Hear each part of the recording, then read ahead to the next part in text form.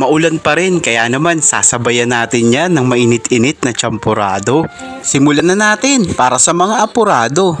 Meron ako dito kalahating kilong malagkit na bigas. Cocoa powder o kokwa sa Tagalog. 1/4 kilo ng asukal. Evaporated milk kahit anong brand. Una ay magpapakulo lang ako ng tubig. Habang hinihintay yan, paghahaluin ko naman tong asukal at saka yung cocoa powder. Ilalahat ko na to. Kung sakaling kulangin yung asukal, pwede naman magdagdag. Sa pagkulo ng tubig, pwede na ilagay yung bigas. Huwag nyo kalimutang damihan yung tubig kasi absorb nyo lang to. Doblehin nyo lang yung sukat ng tubig sa normal na sinasaing yung bigas. Haluin din to paminsan-minsan para maiwasang dumikit. Pakukuluin ko lang to hanggang sa maluto. Sa kabilang banda naman ay meron akong nilagang wala.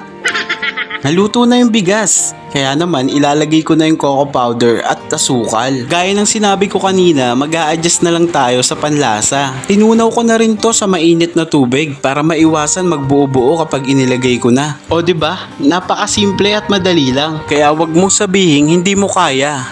Ayaw mo lang.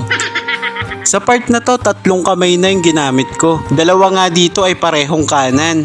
Salamat sa tulong at partisipasyon ni ate mo Patricia.